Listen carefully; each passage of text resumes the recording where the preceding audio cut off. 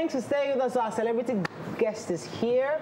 He's a Nigerian actor, filmmaker, producer, and director. He's one of the very amazing, versatile actors we currently have. He's acted in over 100 Nigerian movies since he began acting 15 years ago. Welcome with us, the ladies' man. Every single girl's dream these days. Mr. Lateef Adedimeji. Back down. You see, I forgot to tell my bro Sheon that you're on TV. I get that Sheon like that. Let me send her a message now. Please watch your view. She should come if she's around. Sheon, I hope she's around because she really loves you. She just thinks, I mean, every young girl has a crush, and I think you are her crush. But how you doing? Very well, thank you. Nigerian. That's what you married that? Yeah, should we just confirm that's the question. Did you marry? No, we are not married. But did your girlfriend? Please go and correct them online. I can't tell you the number of times I said you're married. I can't tell you the number of times I searched. All of our photo shoots are for brands, basically. For brands. Okay. Hey, but online now, Wiki and all of them are saying he's married, but he's not. He has not wedded. That's the information. But do you have a wife? I can't tell you married. I'm not married, but I'm engaged. You're engaged. Nice. So when is our wedding? Soon. These men, they just say they'll get married. Not soon. It won't be like 2 years time. This papa, please. How this soon? And I want to live your professional life for this private gist that I want to have. So, how many millions you want to make before the wedding happens? Because you're successful already. They will say, the next thing is to go ahead. You have the money and you are successful, you have a good career. What's stopping the marriage? Yeah, it's just good to take time. You know, based on your past experiences. Yeah, this job is very critical, and then once an actor chooses wrongly, that can probably be the end of the career. Because if you don't have that home well put together, and then the outside is hot, and then you're going home and it's hot again. And then for acting world, you have everything has to be in place. Emotionally, you have to be balanced. Physically, you have to be balanced. So when the emotion is wrong, you may get it all wrong. So, you know, just a few sentences from you just seem like a person who's got, you know, what's the word? You know, like, good head on your shoulders. And it's good to see because you're young. Many Nigerian guys, when they are young and then everybody's face is the sort of things we hear that they do, you know. So for me, really, because when I first met you, when I first saw you was on the ads that you have been on, and I even though you didn't say much there, I just thought you had very good acting. It was not in the things you said; it was also just in your face. So I want to know, where did you learn? Did you go to a proper acting school? Did you go abroad to learn it, or is this just natural to you? Yeah, basically, it's a lot of training for me. I didn't go to any acting school per se, but I was trained by a non-governmental organization.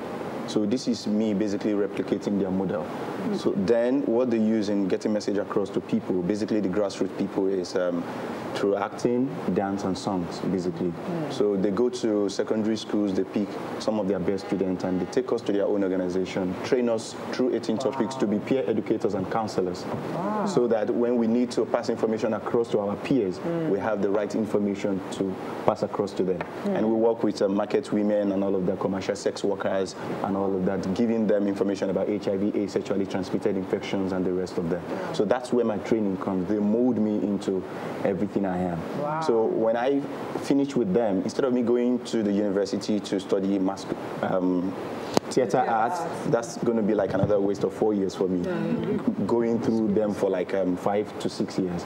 So I had to go for something that has a bit of theater in it. So I studied communication, and then fantastic. So, you know, the dream of every actor is to get some of these major brands to endorse them. That's where the big money starts rolling in, because we know that the acting jobs, except you are an A class, you know, you start really, really small. So, what was it that you did that was different, that got you some of these major adverts you've been on? I think it's me just putting a lot into the craft. Because first, my father would always tell me, don't go for the fame.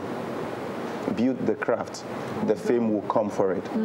So basically what I've always done is every day of my life trying to improve on my craft, to read, rehearse every now and then, because I know someday someone from any brand will see that quality and then will come for the value. So basically, that's what when I see you, what comes to mind is like a Jim Carrey character. Do you get that? The people tell you, oh, you act because your facial expressions are sometimes extra. You have that thing about you. So is it that, did you watch Jim Carrey growing up, or did you just want to be your own character, or was that one of the qualities that you have that attracted others to you? Yeah, basically, I just want to be me. But I study a lot of actors. I sit to study a lot of actors because I have always had it in mind of not trying to be anybody. But there is every possibility of you picking from so many people, picking what is so interesting about them and add it to yourself, thereby making you a better person on your own. Right. So I studied a lot of actors, and then I pick from them. And then I've come to learn in no time that acting is not basically about the lines. It's not about dropping the words. It's about the expression. Because you can actually say a line and then you're expressing another thing. So your expression and the line must tally, and that way you would attract. That brings me to your online characters, because everybody now is moving on. I know you have two. Right. He's an Igbo man, and Yakweju's character. So those two personalities, I want to know how you arrived at them. Right. Were you exactly mimicking? Because I argued with my husband that you mimicked your Igbo neighbor and an aunt for Yakweju's role. But I want to know how you arrived there and how you monetized those two characters. Okay, the Igbo character has been with me for some time, right from my training with an NGO. Okay. My dance director, that's exactly how he speaks. I knew it. So that's exactly how he speaks. So I picked it from him a long time ago. He's no longer in Nigeria, he relocated. So perfect at it. So, and then constant rehearsals then makes it come out. So at some point, I've always acted roles that I'm always crying or doing so many other stuff. So a lot of people don't see me as a comic person or as a comic actor. So there's a movie we were supposed to do, and then I'm on set with so many big actors, and I do not know what to do, and they're all going to speak this Yoruba. There is Sonyeri on the set, there is Okunu there. What Yoruba do I want to speak that people will notice me? So I had to go meet the director behind it. Excuse me, sir. Hey, Joe, I can't. Nothing will happen. Like Mariah's Yoruba. So, You won't make him make impression. they won't see nothing. So can you allow me? I have a concept in me. Can I go through that route and then see what would happen? And then he said, okay, so no Kagbo. And I said, and he loved it. I said, okay, go and do it. Please say it. Do the character. And I said, okay. So I got on set, I did that, and then funny enough, that was the part they put in the promo. And said, "Kí ló ṣe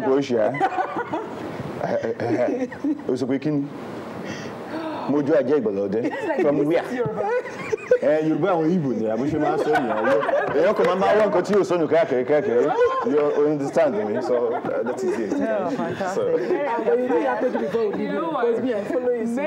Many times your people just want to also know what you did right to get you to where you are. Sometimes I like to find out what in your journey, what you think people, what the mistakes you think maybe your peers have made that didn't give them the success that you would say you're enjoying, and as someone watching can learn from.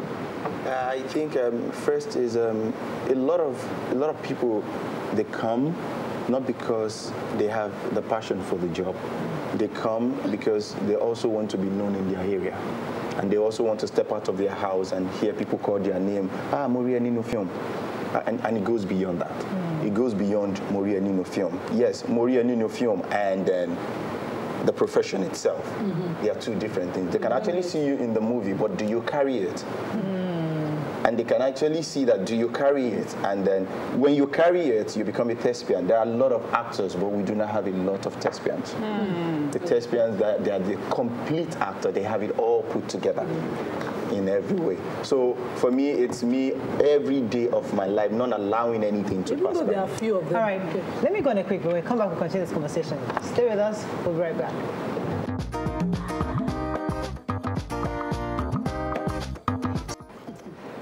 Thanks for staying with us. So, I'll come to BCS. Go ahead, BCS. Yeah. So I wanted to ask this question because I know that when you're starting out in your career, even when you get to a certain level, it's not necessarily like the career would foot all of your bills.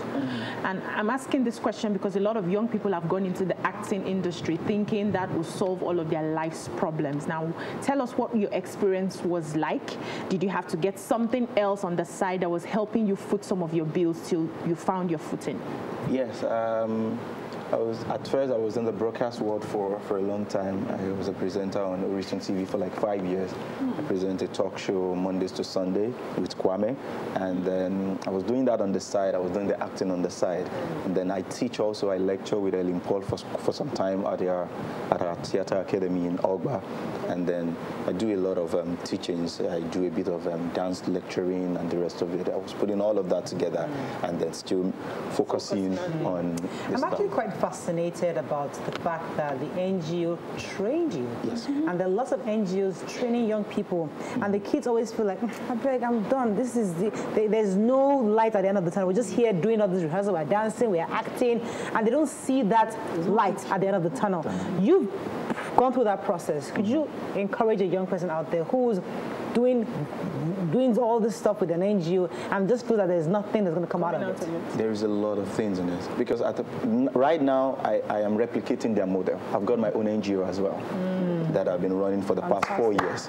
That's fantastic. With my own NGO as helping well. young people helping also. young people and then bringing them on. What are you doing exactly with them? You're taking them to acting? Yeah, a whole lot of them. Some of them wants to act. If you come in and then I see that the acting is not in you, I push you into the costume. If I see that is where your strength is, because I've got my fashion line too. I've got my all of that. So if I see that you're not doing well in that line, I've got the makeup people also that train people on how to do makeup. I push you into the makeup world. If it is the music, I've got to push you into the music world because I've got my own mini film village that I have all of these things in it. It's in the background. Awesome. So wait, can you collaborate? Because we get lots of young people that come into us and say that, listen, I want to do something. Can we just push them to you and you can sort them out? Why fantastic. What do you need to? So what would a young person need to join your NGO? Yeah, I'm launching my academy February, the theater academy. So where we have them register online and then we screen them and then before we bring them in. So when you come in, because a lot of them just want to come in, they just want to be actors, they just want to be on the screen that their face will show, but it's not compulsory. You may not be on the screen and you still be relevant. So if I see that your strength is not in the acting, I'll push you to where I feel your strength is and you're still going to be relevant and all that. So okay, so will you also cover script writing, everything all together? Yes, put all because we together. need more film villages. That hub is so important because young people they have so much skills, but they're not sure how to harness that skill. Exactly. And these hubs are important for them to know how to groom themselves before they make it into the major limelight. So that's a great job you're doing. Congratulations on that. I wanted to build on the thespian point you made that there's know-how in this industry because you met people there that you will not look up to a few people. Right. I have heard comments like you look or speak like Odulade Adekola, or that you model after him. Is it true? And if not, are there others that you really would love their work and you'd pick them as a role model? Yeah, there are a lot of them that I look up to. My coming up, that's the first thing, the striking resemblance with Odun Adekola. So at a point in my career, if they need to call me, they can't call my name. They have to go on Odun first before they get to my name. So at a point, it becomes a problem for me. Yeah. And I need to create a gap and see that I want you to see me and see Lateef. I don't want you to see Odun first and then you now come before you see me. Are you friends with him? Yes. So at a point, I had to start creating a lot of stuff. I had to sit, look at him, watch him a lot of times, and not follow that line. Just create something away from the line of that. I'll come to Miriam. Let me take this clip for you so you can see him in action. You and my father, you people, you talk at length. Even let me tell you something. Let me bust your.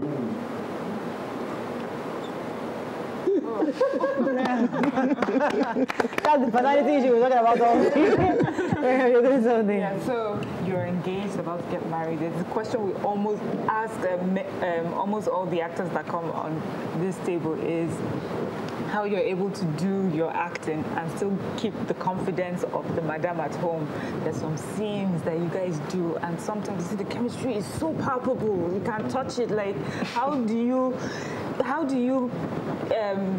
what's the word now? How do you assure person at home that, you know, we're good, all is fine, it's just acting? Yeah, it boils down to the trust. It boils down to how you guys are. Are you in a relationship, or you are friends with who you are in a relationship with? Because the friendship is key. It's very, very important. You have to build the friendship first, then from there you build the trust. Guys, the way you're talking, I don't know. I don't understand. There's something that doesn't. There's something is just not right. What is not right? Coffee. Drink the coffee first, and calm down. The way I'm saying it is too plastic. Yeah, it's too perfect. Are you telling me, as a man like this, those girls that come around you like flies, are you saying that you never be tempted to do one or two things when you still have madam in the house? There is no saint anywhere. Now you're speaking our English. So much oh, shit. Let him land. So when they come around, what happens? You just hold them, you take them out to dinner? No, when they come around. See, it has to be a lot of carefulness. But nobody is going to say, no actor in the world will say, I'm a saint, I've not made a mistake. Yeah. Why now? So you made a mistake. How about shit? That is very necessary. So we just have to be. You go and beg her that you're sorry. You go and tell her. Oh, of course. I'm a share. I'm a bearer. No, and then the rest is history. It takes a strong spouse to understand or to get into a relationship with an actor, being on set. Sometimes, would you allow her to make a mistake too? Can she? See, we're humans. Okay. So we will make mistakes. Okay. The truth about it is, we just have to understand it and then get the clear. If restricts you from a particular movie because of the cast that she thinks a particular actress being placed in the movie again, she won't. She will not. Is she an actor herself? Will you listen if she ever did? Would you give her that one if she ever asked you? How is she gonna eat? No. If your madam is not comfortable anymore with being constantly being with you in movies, would you step aside? Would you say you're done with being paid for in movies? That's the career. She won't come into the career. That's the business. She needs to understand that this is a job. That's what brings the money. If you make mistakes, you've made previous mistakes and you have asked for forgiveness for that one, and now there's another job that has brought you in contact with the person you made a mistake with, and she says no, don't Once do this. we clear the mistake, it's cleared. And then you just continue. It's not easy.